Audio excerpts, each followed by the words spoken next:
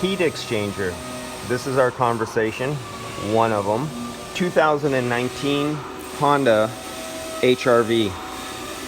So here's our other conversation piece right here. Let's get back to the heat exchanger. Remember I told you on some other videos, heat exchangers, the guys who charge cans by feeling the temperature of the line, and they know that, hey, I'm close enough, I got it cold inside. When you have a heat exchanger, if you've seen my last video on the Sienna, where I showed you the temperature, the actual temperature of the heat exchanger, before and after the heat exchanger, that you cannot judge a feel of a vehicle on these cars using that old school method.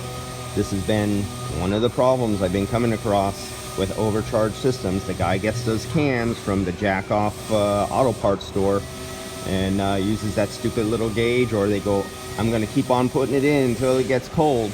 Especially on these new R1234YS systems, a lot of them are just around a pound or under a pound. Anywhere 445 grams is just under a pound to 395 grams. I've pulled as much as 1.5 pounds out of these little systems, to the point where they shut down on the high side pressure because they went over 440 psi.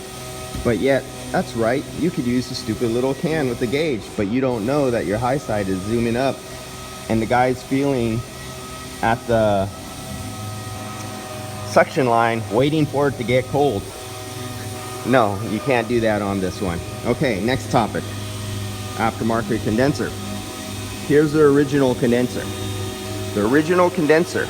The individual ports on these lines, these individual tubes, the lines that go down, the refrigerant passengers tubes. Here you could kind of see where I marked them as I counted them. 61 tubes. Aftermarket. Same thing. 58 tubes. You say, oh, well, that's only 2 tubes. Okay, that's only 2 tubes. In 1 inch, count the fins. 21 fins. Okay. Aftermarket. 19 fins. Okay, you say, well, 19 fins, yeah, it's only a little bit. But that's a little bit per line. It adds up. How do you think you get that cheaper condenser? Surface area of fin space to dissipate heat is one method of getting rid of heat. You now have less. The number of cooling passages is a method of dissipating heat, and how many little individual tubes are in each side of one of these is a method of dissipating heat. You have less in both circumstances here. You have less finnage inside of the tubes, and you have less tubes. They cheated you 2 ways. 3 ways if you count the external fins.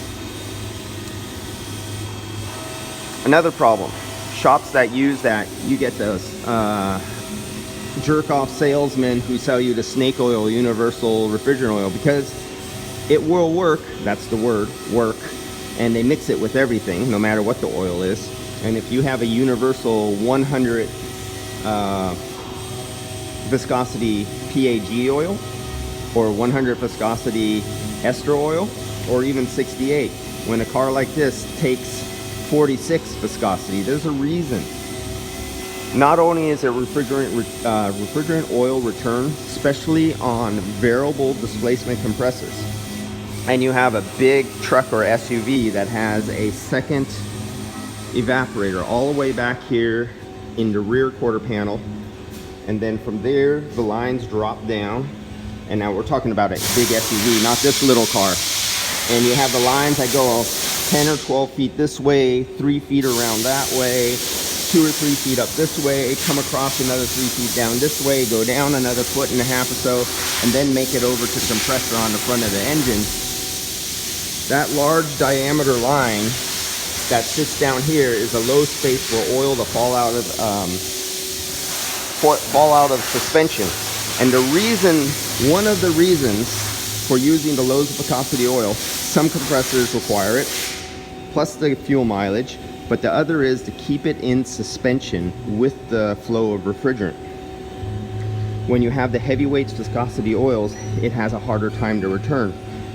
When the car runs low on refrigerant, you don't have the master refrigerant. I've explained this many times, but in case somebody's watching this video in the first time, the heavy viscosity oils don't want to return back when you run low on refrigerant. Therefore, customer sometimes burns up the compressor a lot more often than if they didn't have that heavy viscosity oil that would have made it back if it was the correct oil.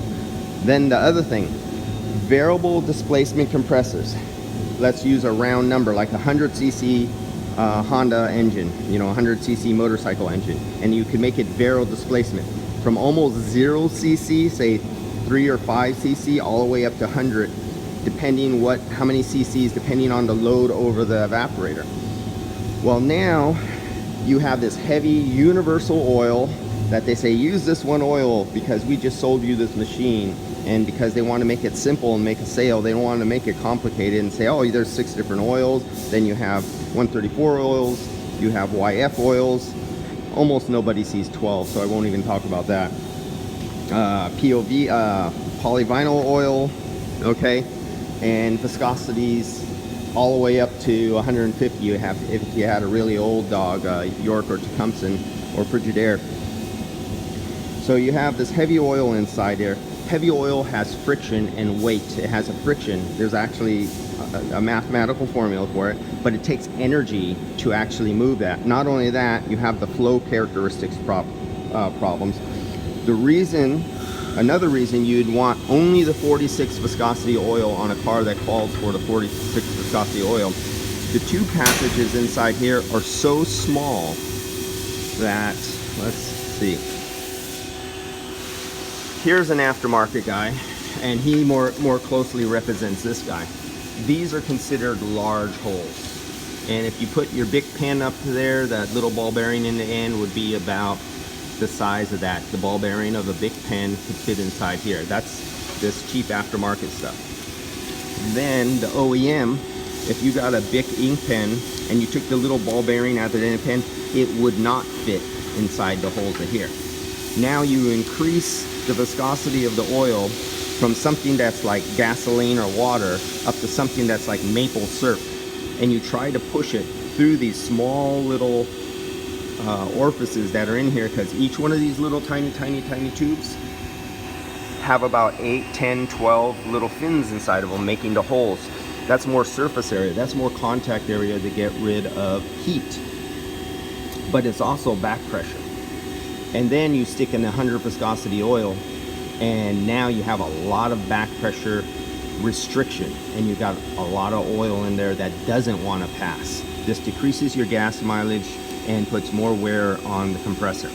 Not to mention, when the customer does let his refrigerant system go low, that oil doesn't want to come back to the compressor in the long run.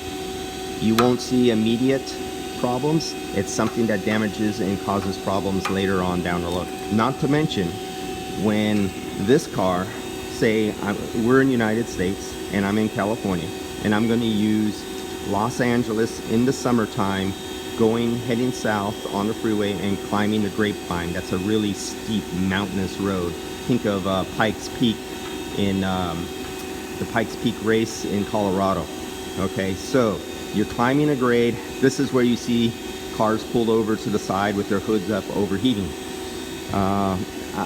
I've had customers who come back with the aftermarket ones saying they went to Death Valley, or they were climbing, they had their AC on, and either they overheated or they literally blew off the refrigerant off a pressure relief valve, or if they had a pressure transducer that tells the system to shut off the compressor when it hits over 440 psi, it would shut down on them while they were climbing a hill in heat.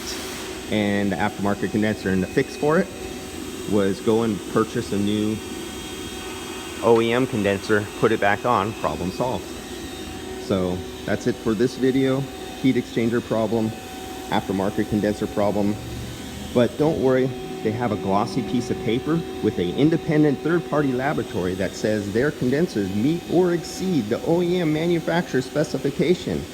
Piece of toilet paper. Thank you very much. See you guys.